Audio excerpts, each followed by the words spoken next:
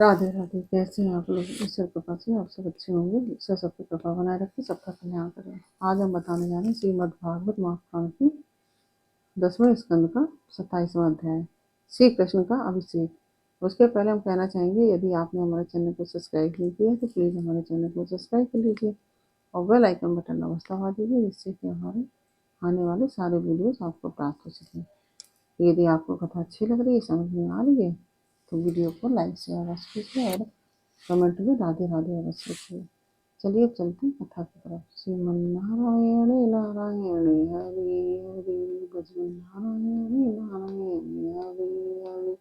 तेरी लीला सबसे प्यारी प्यारी हरि हरि, तेरी लीला सबसे न्यारी न्यारी हरि हरि। श्रीमन्नारायण नारायण हरि हरि, भजन नारायण नारायण हरि हरि। राधे राधे। बोलो कृष्ण कन्हैया लाल की जय। श्री सुखदेव जी कहते हैं, परीक्षित, जब भगवान श्री कृष्ण ने गुरदाज गोवर्धन को धारण करके मूसलाधार वर्षा से ब्रज को बचा लिया, तब उनके पास गोलोक से कामधेनु बधाई देने के लिए और स्वर्ग से देवराज इंद्र अपने अपराध को क्षमा मांगने के लिए आए। भगवान का तिरस्कार करने के कारण इंद्र बहुत ही लज्जित थे, इसलिए उन्होंने एकांत स्थान में भगवान के पास जाकर अपने सूर्य के समान तेजस्वी मुकुट से उनके चरणों का स्पर्श किया। परम तेजस्वी भगवान श्री कृष्ण का प्रभाव देख सुनकर इंद्र का यह घमंड जाता रहा कि मैं ही तीनों लोगों का स्वामी हूँ।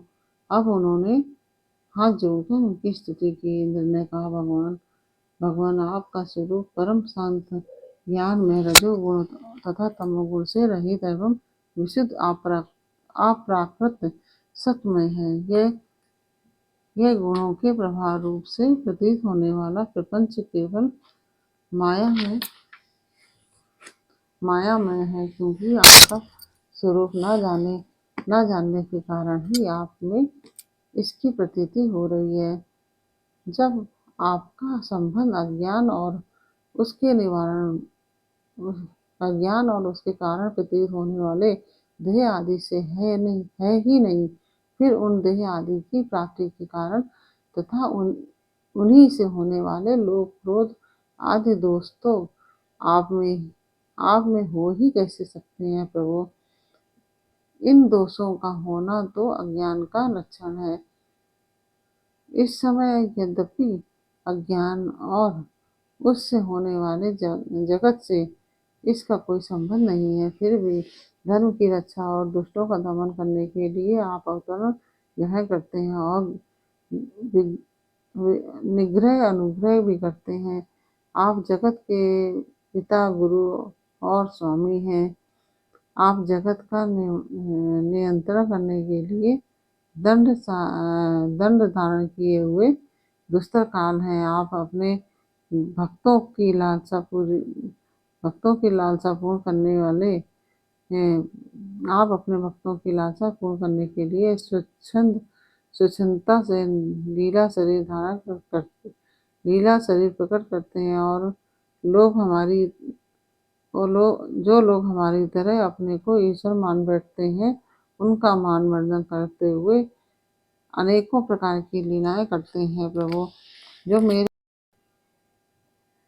प्रभु जो मेरे जैसे अज्ञानी और अपने को जगत का ईश्वर मानने वाले हैं, वे जब देखते हैं कि बड़े बड़े भय के अवसरों पर भी आप निर्भय रहते हैं, तब वे अपना घमंड छोड़ देते हैं और गर्व रहित होकर संत पुरुषों के द्वारा सेवित भक्ति मार्ग का आश्रय लेकर आपका भजन करते हैं। प्रभु आपकी एक एक चेष्टा दुष्टों के लिए दंड विधान है। प्रभु मैं ऐश्वर्य के मद से चूर होकर आपका अपराध मैंने ऐश्वर्य से मद से चूर होकर आपका अपराध किया है, क्योंकि मैं आपकी शक्ति और प्रभाव के संबंध में बिल्कुल अनजान था। परमेश्वर आप कृपा करके मुझ मूर्ख अपराधी का यह अपराध क्षमा करें और ऐसी कृपा करें कि मुझे फिर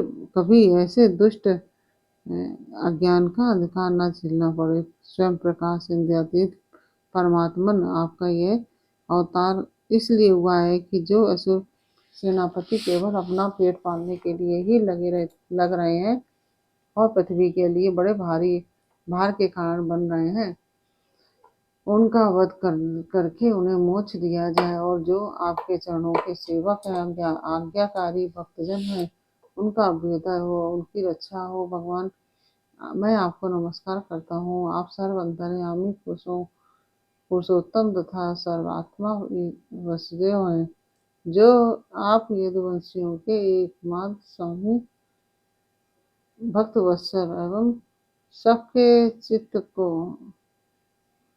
आकर्षित करने वाले हैं। मैं आपको बार बार नमस्कार करता हूँ। आपने जीवों के समान कर्मवश होकर नहीं, स्वतंत्रता से अपने भक्तों की तथा अपनी इच्छा के अनुसार शरीर स्वीकार किया है। आपका यह शरीर भी विशुद्ध ज्ञान स्वरूप है। आप सब कुछ है, सबके कारण है और सबके आत्मा है। मैं आपको बार बार नमस्कार करती हूँ। मैं आपको बार बार नमस्कार करता हूँ। भगवान, मेरे अभिमान का अंत नहीं है और मेरा क्रोध भी बहुत ही तीव्र मेरे वश के बाहर है, बहुत ही तीव्र और मेरे वश के बाहर है। जब मैंने ये देखा कि मेरा यज्ञ तो मेरा यज्ञ तो नष्ट कर दिया गया, तब मैंने मूसलाधार वर्षा और आंधी के द्वारा सारे ब्रजमंडल को नष्ट कर डालना चाहा। परंतु प्रभु, आपने मुझ पर बहुत ही अनुग्रह किया है। मेरी चेष्टा व्यर्थ होने से मेरे घमंड की जड़ उखड़ गई। अब आप मेरे स्वामी हैं, गुरु हैं और मेरे आत्मा हैं। मैं आपकी शरण में हूँ। श्री सुखदेव जी कहते हैं, परीक्षित, जब देवराज इंद्र ने भगवान श्री कृष्ण की इस प्रकार स्तुति की, तब उन्होंने हंसते हुए मेघ के समान गंभीर वाणी से इंद्र को संबोधित करते हुए कहा। श्री भगवान ने कहा कि इंद्र, तुम ऐश्वर्य और धन संपत्ति से तुम ऐश्वर्य और धन संपत्ति के मत से पूरे पूरे मत वाले हो रहे थे, इसलिए तुम पर अनुग्रह करके भी मैंने तुम्हारा यज्ञ भंग किया। यह इसलिए कि अब तुम मुझे नित्य निरंतर स्मरण रख सको। जो ऐश्वर्य और धन संपत्ति के मद में अंधा हो जाता है, वह यह नहीं देखता कि मैं काल रूप परमेश्वर हाथ में दंड लेकर उसके सिर पर सवार हूँ। मैं जिस पर अनुग्रह करना चाहता हूँ, उसे ऐश्वर्य भ्रष्ट कर देता हूँ। तो इंद्र, तुम्हारा मंगल हो। अब तुम अपनी राजधानी अमरावती में जाओ और मेरी आज्ञा का पालन करो। अब कभी घमंड न करना, नित्य निरंतर सन्निधि का मेरे संयोग का अनुभव करते रहना और अपने अधिकार के अनुसार उचित रीति से मर्यादा का पालन करना। परीक्षित, भगवान इस प्रकार आज्ञा दे ही रहे थे कि मनस्विनी कामधेनु ने अपनी संतानों के साथ वेशधारी परमेश्वर श्री कृष्ण की वंदना की और उनको संबोधित करके कहा। कामधेनु ने कहा कि सच्चिदानंद स्वरूप श्री कृष्ण, आप सही योगी योगेश्वर हैं, आप महायोगी योगेश्वर हैं। आप स्वयं विश्व हैं, विश्व के परम कारण हैं, अच्युत हैं, संपूर्ण विश्व के स्वामी। आपको अपने रक्षक के रूप में प्राप्त कर हम सनाथ हो गए। आप जगत के स्वामी हैं, परंतु हमारे तो परम पूजनीय आराध्य देव ही हैं। प्रभु, इंद्र त्रिलोकी के इंद्र हुआ करें इंद्र त्रिलोकी के इंद्र हुआ करें, परंतु हमारे इंद्र तो आप ही हैं।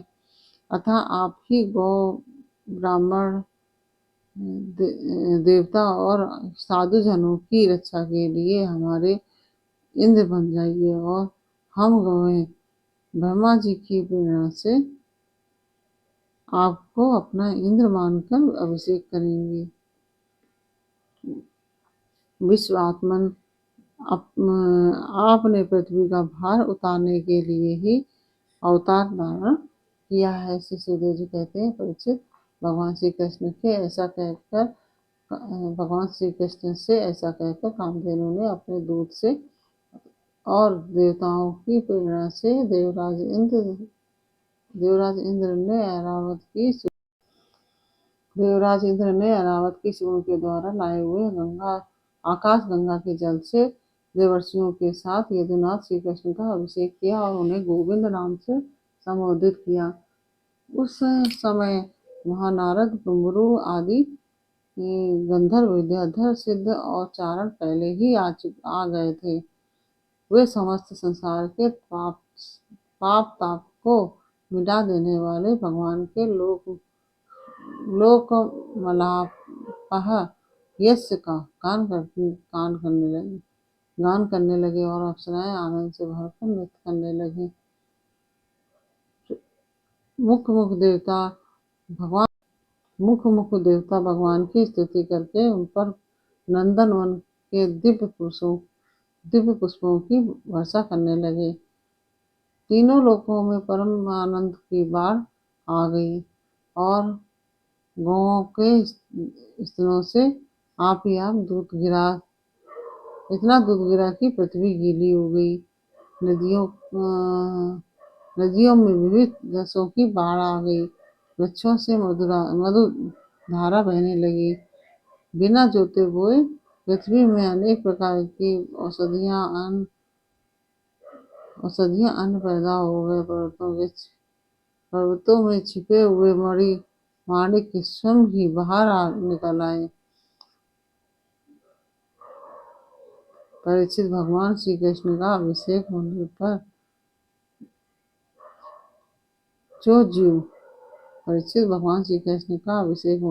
जो जीव स्वभाव से ही क्रूर हैं, वे ही वैरहीन हो गए।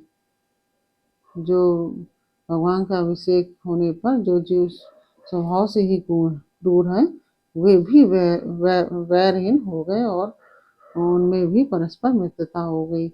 इंद्र ने इस प्रकार गौ और गोकुल के स्वामी श्री गोविंद का अभिषेक किया और उनसे अनुमति प्राप्त होने पर देवता, गंधर्व आदि के साथ स्वर्ग की यात्रा की।